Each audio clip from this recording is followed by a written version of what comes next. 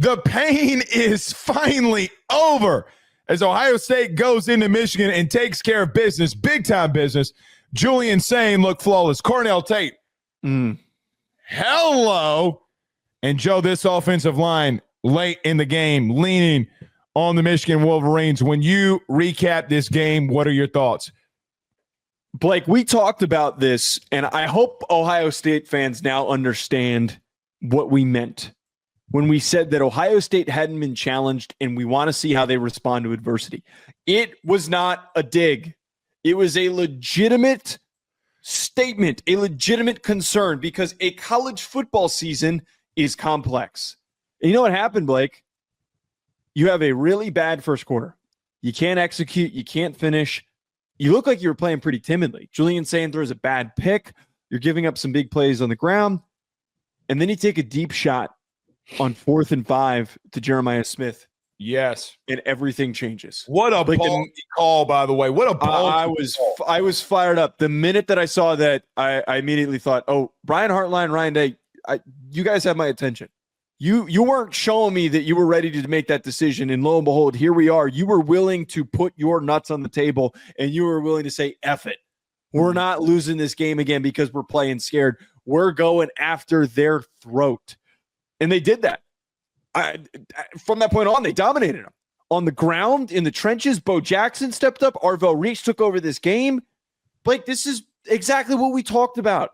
And just as we talked about this, I'll straight up say it. Ohio State has to be everybody's clear, confirmed pick to win the national championship. I don't think that is a hot take. I don't think I'm being too hasty and getting ahead of myself. It has been proven the way that they played against Michigan, a good Michigan team, a team that you couldn't get past. In rivalry weekend, you beat them handedly in their place. Like, I was incredibly impressed, and I think all their strengths stepped up to the table. That was a complete victory, and I also respect Julian Sayin for responding to his interception the way that he did. I think that everybody needs to be all in on this Buckeyes bandwagon. I never thought in my lifetime, which this wasn't my lifetime to start off with, but I never thought in my lifetime that I would see a situation where I would look at a football game and see a running back and say, boy, that Bo Jackson is really good. 22 carries, 117 yards, 5.3 yards per carry. 4 catches, 49 yards. And the best stat of the day. Joe, PFF, on third down, do you want to know how many tackles Bo Jackson broke on third downs against Michigan? 7. We were wondering when your run game was going to show up. And against a really physical and really good front 7, in the fourth quarter, when you could have separated, Ryan Day leaned back and said, go put them out of their misery. Go bust them up. Dude, this team, in the snow, they found themselves. You're right. Julian Sayin's early pick in the game, I was like, uh-oh, here we go. Michigan's going to go down the field. They're going to score again. Oh, my God, the curse is real. They can't overcome. Then Reese and the defense took over. They limited a young freshman quarterback in Bryce Underwood. And then they just started lining up and running the ball. Michigan and Wink Martindale starts walking guys up in the box. Cornell Tate, post route, bang, tutty, ball game. They haven't blinked since they won a national title. It is very difficult to win back-to-back natties.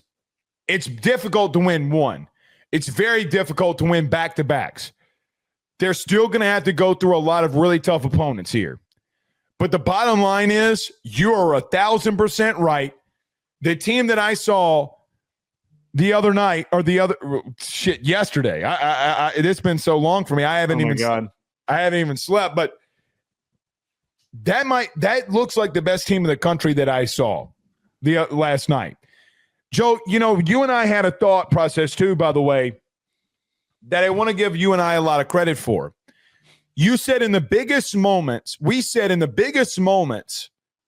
for Ohio State this season, it wouldn't be Jeremiah Smith that would have to come up with the big plays. It would have to be Carnell Tate. And boy, did he. 5 catches, 82 yards, and a touchdown. The long 50-yard touchdown was absolutely beautiful. But, Joe, he had 2 catches on third downs that went for first downs. What a beautiful display of a game in not great weather. I mean, they dominated when they need to.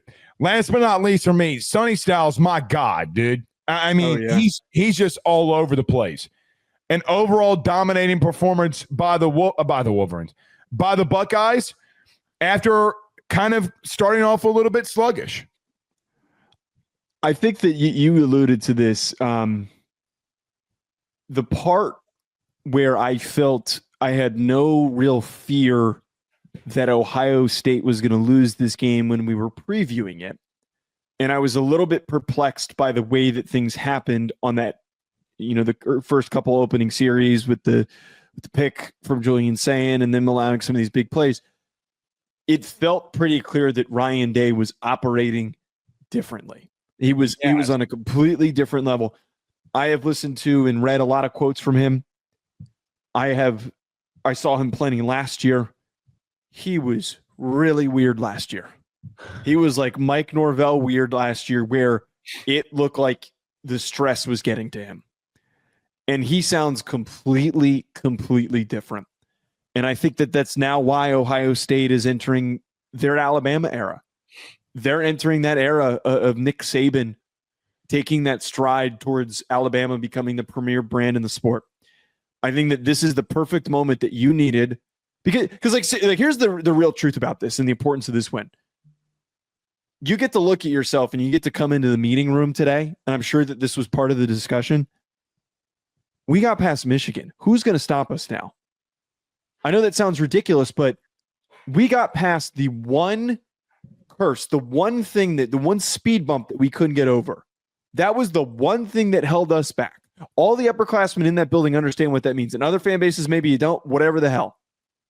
Now you get to say that that's done and that's gone. You get to focus ahead. You get that out of your system. You threw it up, you spit it out, it's all gone.